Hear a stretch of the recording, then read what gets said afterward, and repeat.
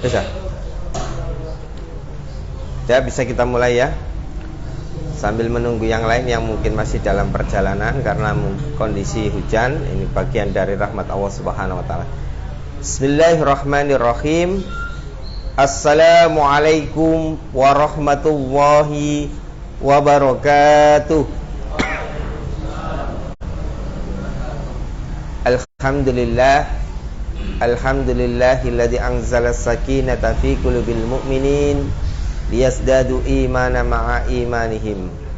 Asyhadu an la ilaha illallah wahdahu la syarikalah wa asyhadu anna Muhammadan abduhu wa rasuluhu la nabiyya ba'dah.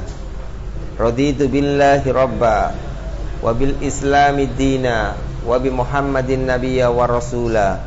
Rabbi zidni ilma warzuqni fahma bi rahmatika ya arhamar rahimin.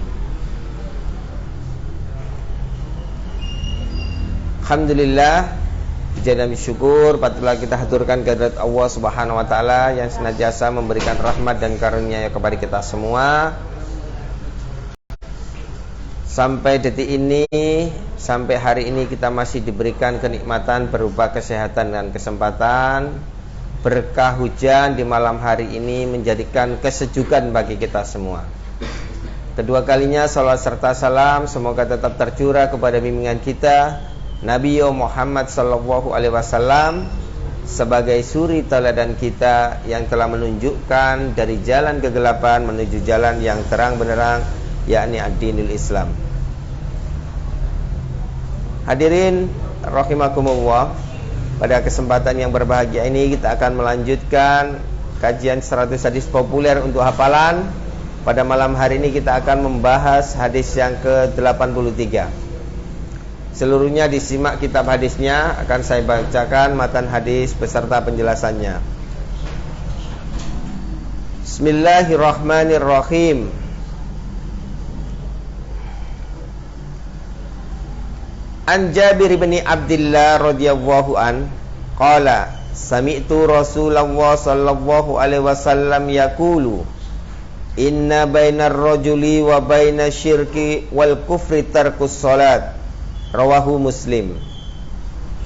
An Jabir bin Abdullah, dari Jabir bin Abdullah radhiyallahu an, semoga Allah meridhoinya, qala, dia berkata, sami'tu Rasulullah sallallahu alaihi wasallam, aku mendengar Rasulullah sallallahu alaihi wasallam yaqulu, beliau bersabda, inna bainar rajuli wa bainasyirki, sesungguhnya pembeda seseorang antara satu dengan yang lainnya, kesirikan wal kufri dan kekufuran, tarkus salat, yaitu meninggalkan salat. Rawahu Muslim. Maksud dari hadis ini bahwa seseorang itu dikatakan berbeda dengan orang syirik dan kufur itu karena amalia salat. Ya. Jadi karena pentingnya salat ini, maka Nabi bersabda demikian. Sebagai pembeda antara orang syirik, orang kufur dengan orang mukmin, itu adalah amalia salat. Nah, banyak hadis-hadis Nabi yang menjelaskan betapa pentingnya salat, sehingga salat ini menjadi barometer, menjadi ukuran. Ya. Di hadis lain dikatakan pada kitab yang diriwayatkan oleh Imam Ahmad, Tirmidzi dan Nasa'i, Ibnu Majah, dalam kitab sahihnya Syekhul Islam Syekh Albani, beliau mengatakan bahwa hadis ini sahih. Al-ahdu bainana wa bainahumus salat, faman taraka salat faqad kafara. Perjanjian antara kami, kata Nabi, dan mereka orang-orang kafir adalah salat. Faman taraka salat faqad kafara. Barang siapa yang meninggalkan salat, maka dia telah kufur, dia telah ingkar. Di hadis lain juga dikatakan bainal abdi wa bainal kufri wal imanis salat fa idza tarakaha faqad asroka. Pemisah antara seorang hamba dengan kekufuran dan keimanan adalah sholat. Apabila dia meninggalkan sholat, maka dia melakukan kesyirikan. Hadis riwayat Tabrani. Dari dua hadis di atas menjelaskan bahwa betapa pentingnya sholat bagi orang beriman. Itu menjadi pembeda antara orang beriman dengan orang kufur dan orang syirik, ya. Dan sholat ini menjadi barometer nantinya, ya. Amalan yang pertama kali akan dihisab oleh Allah Subhanahu wa taala adalah sholat. Di dalam hadis dikatakan awwalu ma yuhasabu bihil abdu indallahi as-sholat. Fa in hasana fa hasuna amalu kullu wa in sayyi'at fa sayyi'at amalu kullu. Amalan yang pertama kali akan dihisab di hari kiamat oleh Allah Subhanahu wa taala adalah sholat, ya. Barang siapa yang sholatnya baik, fakhasuna amalu kullu, maka seluruh amalnya akan dicatat menjadi amalan yang baik. Wa man sayyi'at fasayyi'a amalu kullu. Dan apabila sholatnya jelek, sholatnya bolong-bolong, sholatnya tidak 5 waktu, fasayyi'a amalu kullu, maka seluruh amalnya dianggap jelek. Kenapa? Karena sholat menjadi barometer. Kalau kita melaksanakan puasa itu kewajibannya setahun sekali. Begitu pula kita melaksanakan perintah zakat. Zakat itu setahun sekali.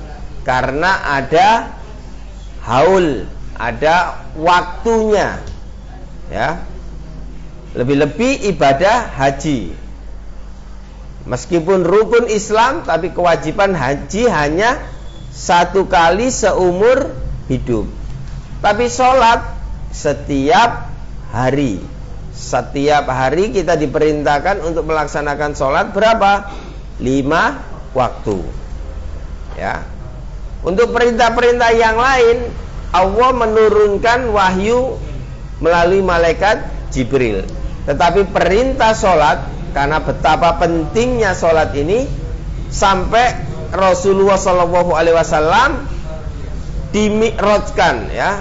Makanya besok tanggal 18 Februari itu bertepatan, ya, pada tanggal 27 Sya'ban, kaum muslimin memperingati apa? Isra Mi'raj.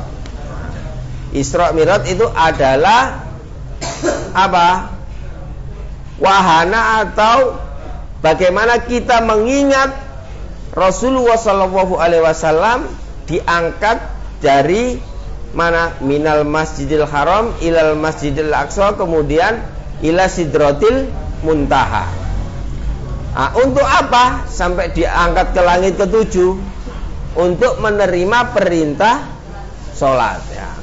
Untuk perintah yang lainnya Allah menurunkan wahyu, ya. Wahyu melalui malaikat Jibril. Tapi ketika perintah sholat, Nabi diangkat sampai ke Sidratul Muntaha. Betapa pentingnya sholat itu, sehingga Rasulullah SAW dimi'rajkan, diangkat, ya. Dan itu semua bukan kehendak Nabi Muhammad SAW. Tapi memang Allah menginginkan hal itu karena apa? Sebagai bentuk pentingnya perintah sholat. Maka kalau ingin tahu orang yang baik dan orang yang buruk, nah itu dilihat sholatnya. Apakah sholatnya itu betul-betul genap 5 waktu ataukah tidak.